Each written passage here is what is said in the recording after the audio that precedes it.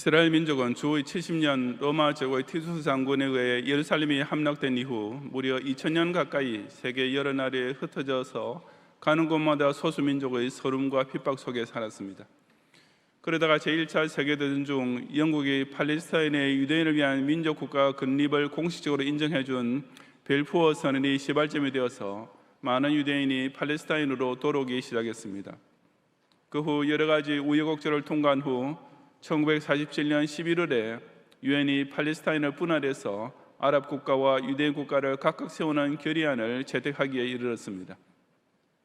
당시 팔레스타인 지역의 대부분을 차지하고 있던 아랍인들은 그 결의안에 끝까지 반발했지만 이스라엘은 군사작전까지 동원하여 그들을 추방한 후 1948년 5월 14일에 텔아비브에서 건국을 선포했습니다.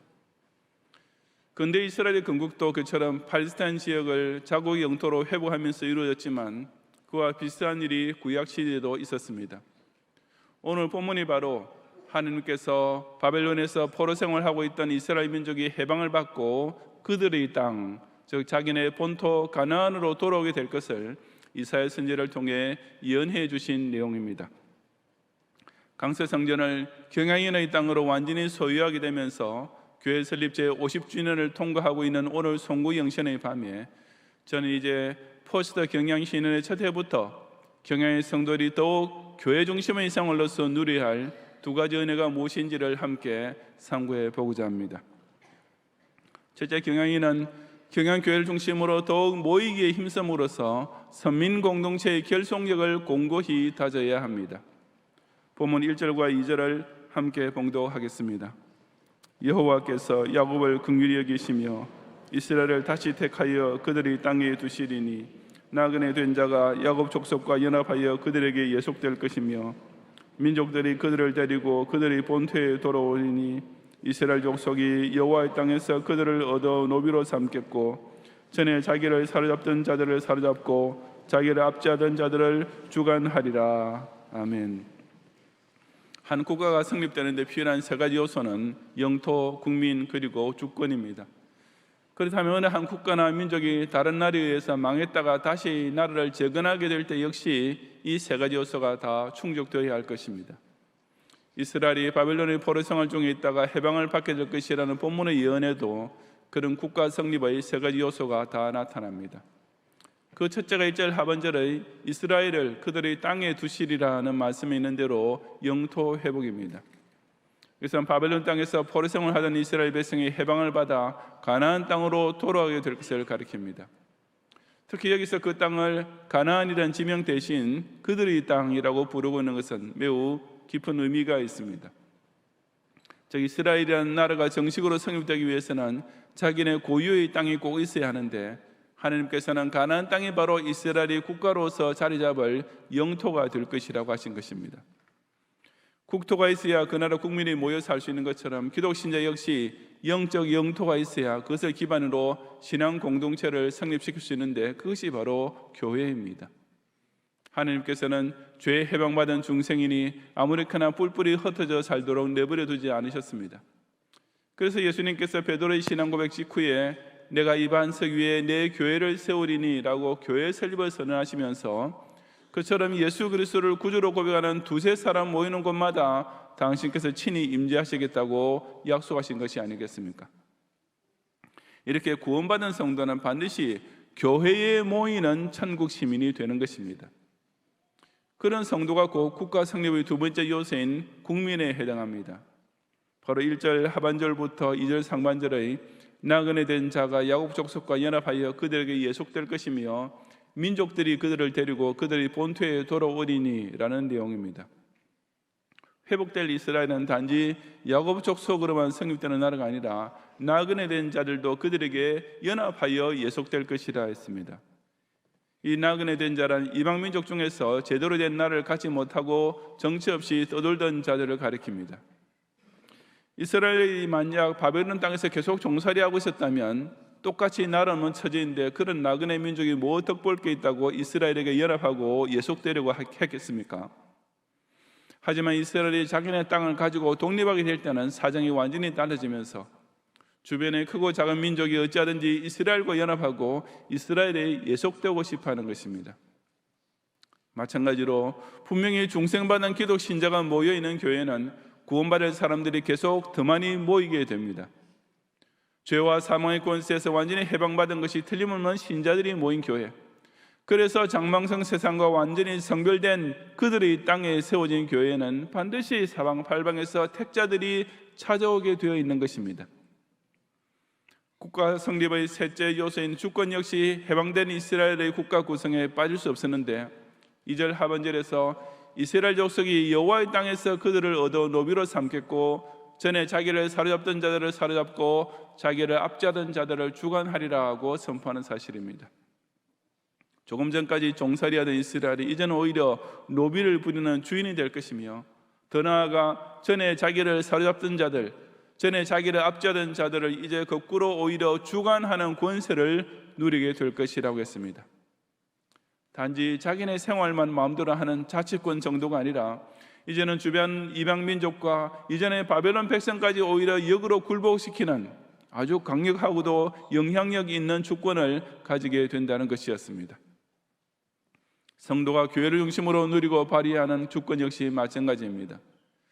일단 죄에서 해방되고 교회라는 새로운 국가를 세우게 된 성도는 더는 죄에 질질 끌려다닐 수가 없습니다.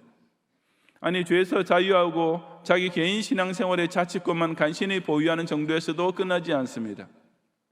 교회에 들어온 신자는 그때부터 밖으로 세상을 향해 왕노를 하는 권위를 소유하게 됩니다. 교회와 성도가 부신사회를 영적으로 이끌고 부신사회를 영적으로 지배하는 아주 당당한 주권을 발휘하게 되는 것입니다.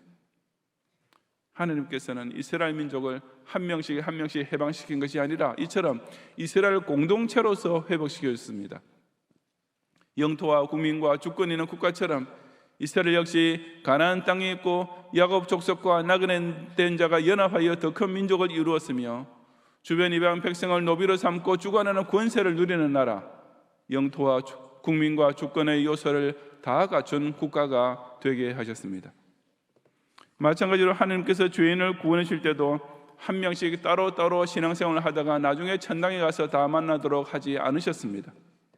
확실한 구원이 일어나면 반드시 필수적으로 교회 중심으로 선민 공동체를 세움으로써 부지런히 모이기를 힘쓰고 열심히 전도하는 가운데 세상을 향해 왕같은 제사장 노릇을 하게 하신 것입니다. 그러니 이제 강서 성전을 완전히 우리의 땅으로 소유하게 된 경양의 성도는 바로 이 경양교회라는 신앙 공동체를 중심으로 그리스도의 천년 왕국에 속한 백성으로서의 결속력을 더욱 공고히 다져야 합니다. 그러기 위해 우리는 더 예배에 모이기를 힘쓰고 때를 어떤지 못 어떤지 부지런히 전도하며 이 세계를 받은 교회 중심으로 저 멸망으로 내려앉고 있는 세상을 향해 제사장적인 권세를 발휘해야 합니다.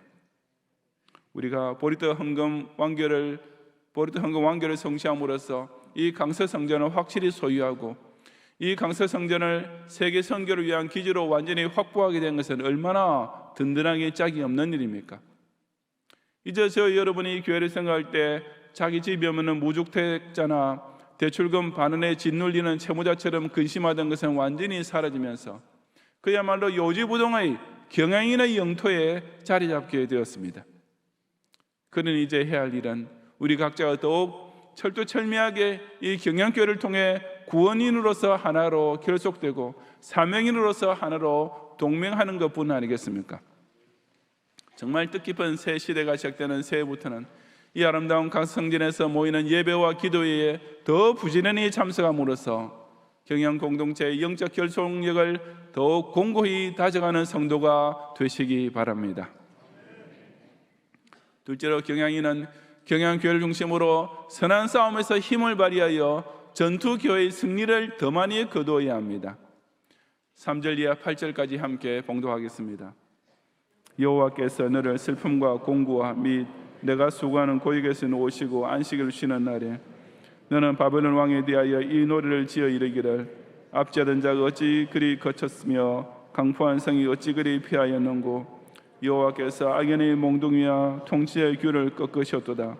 그들이 분내어 여러 민족을 치되 치기를 맞이 아니하였고 노하여 열방을 억압하여도 그 억압을 막을 자 없었더니 이제는 온 땅이 조용하고 평온하니 무리가 소리 높여 노래하는도다.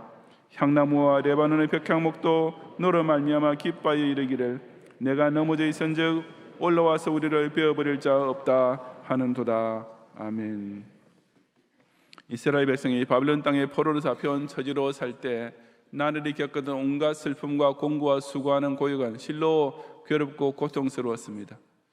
그런데 하나님께서 이스라엘 백성을 그들의 땅에 두시는 해방을 맞이하게 되는 날에는 그 모든 것이 한순간에 완전히 사라지고 그 대신 이스라엘 백성은 가나안 땅에서 여호와께서 주시는 안식을 누리게 될 것이라고 약속해 주셨습니다. 그것은 정말 얼마나 행복하기 그지없는 안식이겠습니까? 아마도 이스라엘 백성은 조상들이 광야 행군을 끝내고 가나안 땅에 처음 들어왔을 때보다 몇 갑절 더 행복했을 것입니다. 왜냐하면 이번의 안식은 광야 생활의 어려움과는 비교도 안 될 극한 슬픔과 공고와 고역으로 점철된 포로 생활로부터 해방된 후에 얻게 된 것이기 때문입니다. 그처럼 달콤한 안식을 누리게 된 것은 하나님께서 이스라엘 백성이 거하게 해주신 그들의 땅은 바벨론 왕이 더는 그들을 압제하며 그들에게 강포를 행할 수 없는 곳이기 때문이었습니다. 4절 이하의 말씀은 그 원수 바벨론의 멸망에 대하여 이스라엘 백성이 통쾌하기 짝이 없는 기쁨을 소리 높여 노래하는 내용입니다. 바벨론 제국은 하나님의 섭리로 바사 제국에게 망하게 되는데 그것은 이스라엘 백성에게는 믿기 어려울 정도의 기적이었습니다. 압제하던 자가 어찌 그리 그쳤으며 강포한 성이 어찌 그리 패하였는고라는 감탄사가 그런 심정을 잘 반영해 줍니다.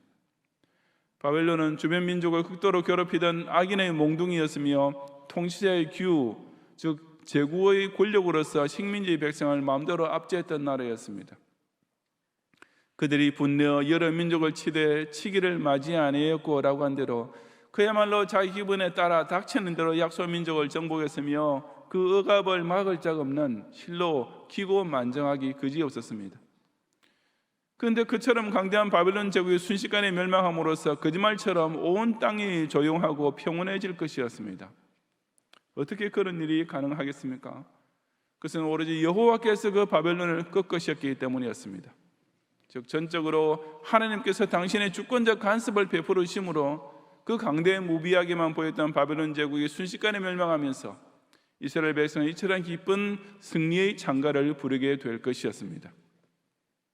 그처럼 무리가 소리 높여 노래하는 성전가는 심지어 향나무와 레바논의 백향목까지 함께 부르게 될 것이라고 했습니다. 백향목과 향나무는 레바논 지역의 유명한 나무인데 특히 느부갓네살 왕은 레바논의 백향목을 벌목에서 바벨론으로 운반하기 위해 특별한 도로까지 건설했을 정도였습니다. 그러므로 향나무와 레바논의 백향목이 바벨론 제국을 가리켜 내가 넘어져 있은즉 올라와서 우리를 베어버릴 자 없도다 라고 화답하며 노래하게 된다는 말은 바벨론이 멸망함으로써 레바논의 향나무와 백향목도 기뻐하게 된다는 시적 표현입니다. 이처럼 이스라엘 백성이 그들의 땅에 안주하게 되는 날은 곧 그들에게 평안의 안식과 함께 승리의 기쁨이 넘치는 새 시대가 시작되는 날이었습니다. 구원받은 성도가 교회 중심으로 살게 되는 것은 영적으로 최상의 안식을 누리는 일이지만 그 안식은 결코 그냥 쉬기만 하거나 노는 데 허비하는 시간이 되어서는 안 됩니다. 왜냐하면 지상교회는 예수 그리스도의 구속사가 인류 역사를 통해 진행되는 동안 여전히 원수 바벨론과 싸워야 하는 전투교회이기 때문입니다. 그러므로 그리스도의 천년왕국에 속한 신민 또한 최후 승리를 거두고 승전가를 함께 부르게 될 그날까지 교회를 중심으로 결속하여 끝까지 선한 싸움을 싸워야 합니다. 지난 30년 동안 우리는 강서성전 건축과 헌당을 위한 대출금 상환 때문에 정말 큰 곤고와 고역의 나날을 통과해야 했습니다. 그 대출금 자체도 막대한 것이었지만 그 초반부터 IMF라는 장애물이 가로막았고 중간에는 교회 사태와 교단 사태가 줄을 이었으며 심지어 그 마지막 고비에는 코비드19라는 악재까지 덮쳐옴으로써 정말 상식적인 계산에만 따른다면 그냥 불가능한 일이며 교회가 문을 닫게 될 직통 코스나 다름없이 보였습니다. 그래서 실제로 일부 교인들은 그런 이유 때문에 중간에 경영교회를 떠나기도 했습니다. 그렇지만 결국 하나님께서는 경양신년 맞이 5대 실천 목표 중 가장 큰 난제였던 헌당항동 완결을 비롯하여 다른 4가지 목표까지 늦건이 완수하고 경양교회 설립 제50주년을 맞이하게 해주셨습니다. 정말이지 저와 여러분 모두가 비로소 안도의 숨을 쉴 수 있는 안식의 해가 되었던 것입니다. 하지만 그런 가운데도 우리가 정말 조심해야 할 점은 눈꽃만큼이라도 자화자찬에 빠져서는 안 된다는 사실입니다. 지금까지 경양교회가 거둔 승리는 100% 모두 다 하나님께서 우리 교회를 지극히 아끼고 사랑하셔서 당신의 기적적인 능력으로서 인도하심으로써 이루어진 것일 뿐이기 때문입니다. 또 한 가지, 모든 경양의 성도들은 포스트 경양신년을 이제부터 우리가 마냥 쉬고 놀 수 있는 시대로 착각하며 방심해서는 절대로 안 됩니다. 경양이 모두는 이처럼 우리의 땅이 안주하게 된 만큼 앞으로 지난 50년 동안 거두었던 승리보다 더 큰 승리를 거두기 위해 새로운 각오와 결단으로서 각자의 허리띠를 단단히 동여매야 합니다. 그것은 구체적으로 이제부터 국내 전도와 세계 선교의 문자 그대로 전력 투구하는 것입니다.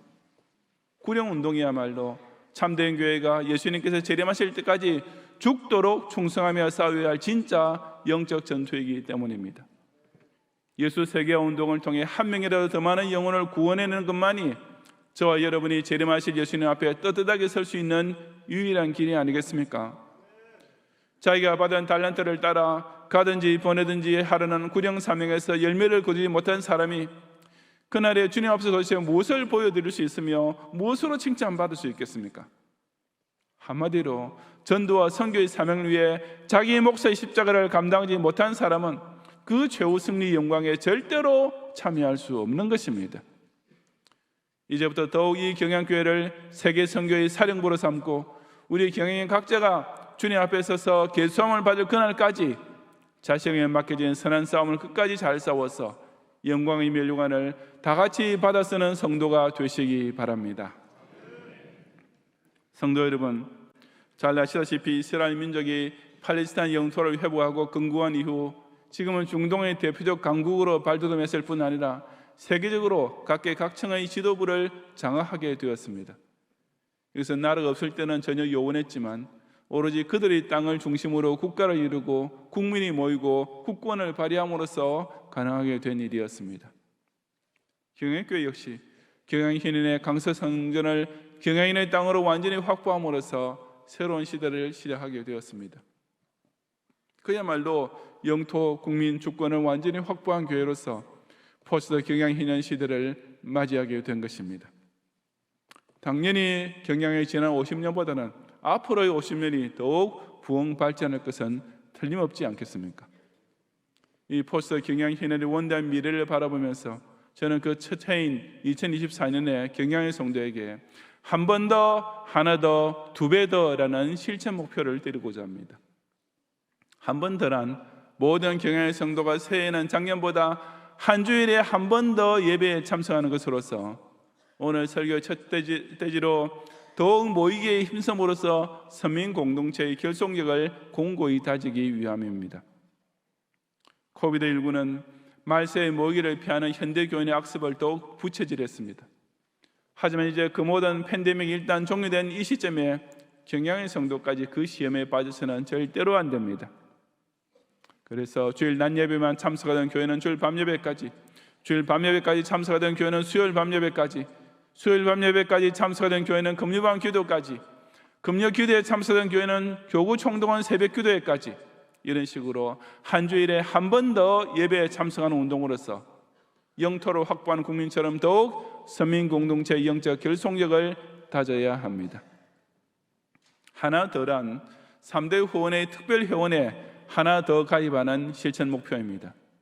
특히 경양교회 장로님들은 다 의무적으로 경양선교회, 제너마 신대원 후원회, 빌드레 학교 후원회, 이 3대 후원회에 특별 회원으로 모두 가입하셔야 된다고 제가 이미 당회에서 말씀드렸습니다. 그리고 장립사님과 권사님들은 그 3대 후원회 중 최소한 1개 이상의 특별 회원에 반드시 가입하셔야 합니다. 물론 일반 성도께서도 3대 후원의 특별 회원으로 하나 혹은 이미 참여해 계시는 분은 하나 더 힘이 되시는 대로 참여해 주시기를 바랍니다. 2배 더는 지금 3대 후원의 특별 후원이나 일반 후원으로서 올해까지 후원하고 있는 헌금 액수를 새해에는 매달 2배로 더 늘려서 작정하여 드리는 운동입니다. 사실 특별 후원은 2배까지 늘리기는 좀 부담이 될 수도 있겠지만 그래도 우리가 희년맞이 빚은 헌금을 더는 드리지 않게 된 것만 생각해도 충분히 감당할 수 있는 일이라 생각되고, 그렇게 본다면 일반 회원은 2배 더 운동을 실천하는 것이 훨씬 더 쉬울 것입니다.